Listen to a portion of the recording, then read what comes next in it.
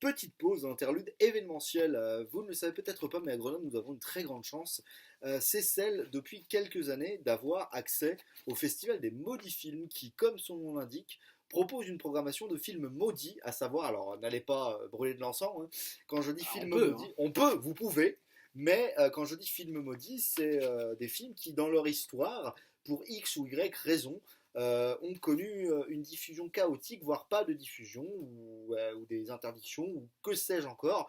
Et il se trouve que l'équipe de ce festival a accès à de mystérieux réseaux qui peuvent fournir des copies de ces films Très maudits. mystérieux, Voilà, très très obscur, mystérieux, très obscur. pour notre plus grand plaisir de Voilà, visionnage. on sait pas, il y a du vaudou, il y a du. Voilà. J'en profite pour saluer Hélène Godin, hein, qui est très proche de ce festival, qui est ma collègue et mon donut. Voilà, donc Très joli programme. joli programme, axé complètement cinéma asiatique. Tout à fait. Le visuel vous le montre. Ouais. En Très belle plus, illustration. à des tarifs extrêmement abordables. Notamment, ne loupez pas la soirée Grand House, qui fait partie des classiques, hein, de ce festival. Qui est une soirée alors qui coûte un tout petit peu plus cher au niveau du tarif, et encore non, puisque vous avez accès à 2 films. Ouais, 2 films pour le même prix. Ce qui donc, en fait vous fait le même prix que les séances classiques. Donc trois lieux emblématiques, donc le cinéma Juliette Berthaud, le ciel. Place du Trib. Oui, place du Tri pour le. Ne cherchez pas sur une carte, ça n'existe pas. C'est la place.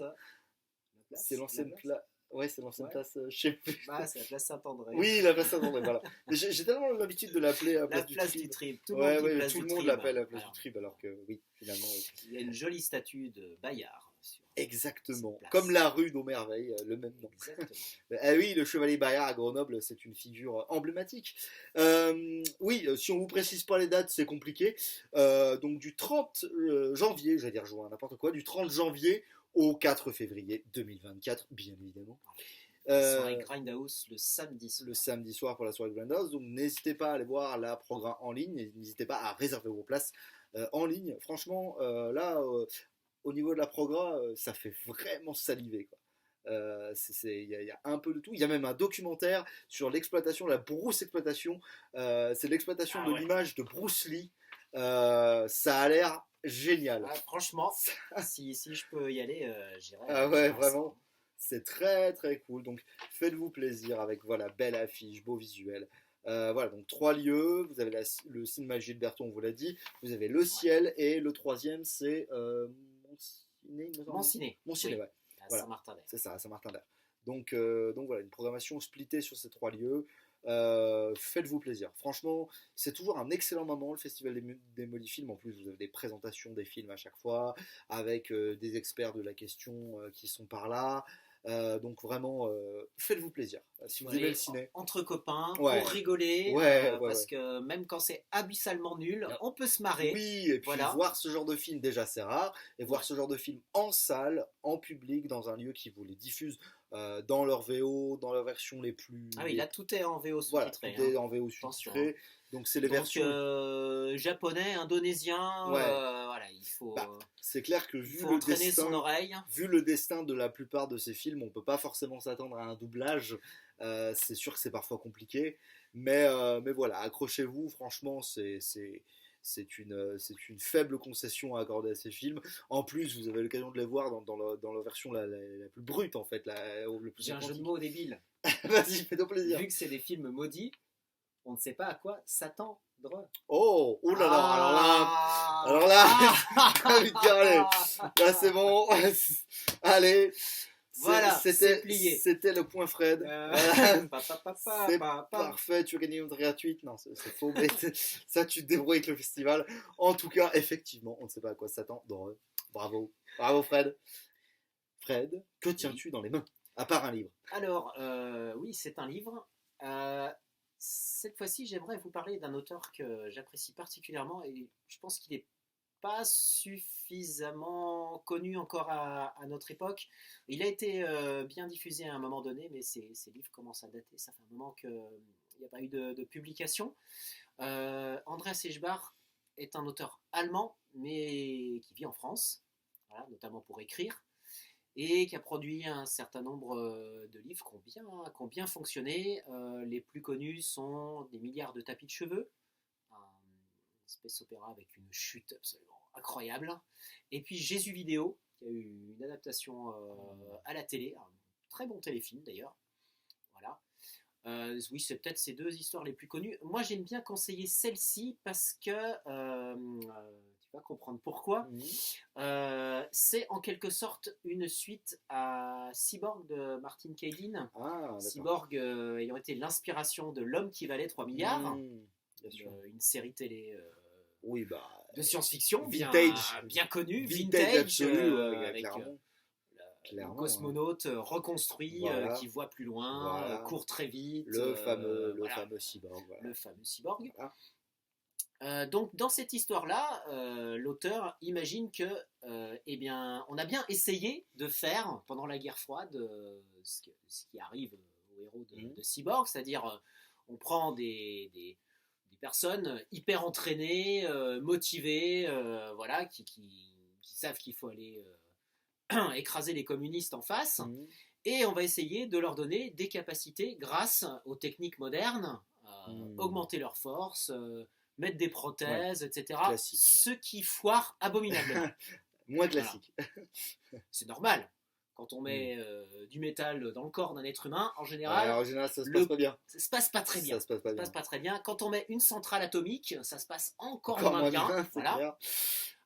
Et donc on suit un personnage qui est un survivant de ces essais qui ont été faits de créer des super espions. Alors, il a bien une centrale atomique dans le ventre, mais qui peut lui donner des capacités incroyables, à part qu'il a fallu enlever plein de trucs pour la mettre. Et donc, il ne peut plus se nourrir que d'une certaine pâte que son corps peut absorber, parce qu'il n'a plus d'estomac. Voilà. La pâte arrive par la poste, et il est à la retraite dans un petit village en Bretagne, tout petit village. D'accord. Et un jour, la pâte n'arrive plus. Voilà. Ce qui lui donne 15 jours d'espérance de vie, à peu près, en se rationnant avec ce qui lui reste. Et on va suivre ensuite qu'est-ce qui arrive à ce personnage. Donc, voilà. Nous avons donc un cyborg breton. On a un cyborg américain, mais à la retraite breton. En Bretagne. C'est rare quand on le connaît. Ouais, c'est franchement très sympa. L'histoire est très chouette. On a beaucoup d'empathie pour ce personnage bougon, à la retraite, mais presque en prison en quelque sorte, parce qu'il ne peut pas s'en aller. La pâte arrive par la poste. Là, il est dépendant de la pâte. Il est complètement dépendant, malgré des capacités qui sont complètement surhumaines. Voilà. Une chouette histoire à lire, à relire. C'est franchement sympa. Ça vous permet de rentrer dans l'univers d'Andreas Sechbach, qui a d'assez nombreuses autres histoires, toutes différentes les unes des autres, toutes passionnantes. Voilà.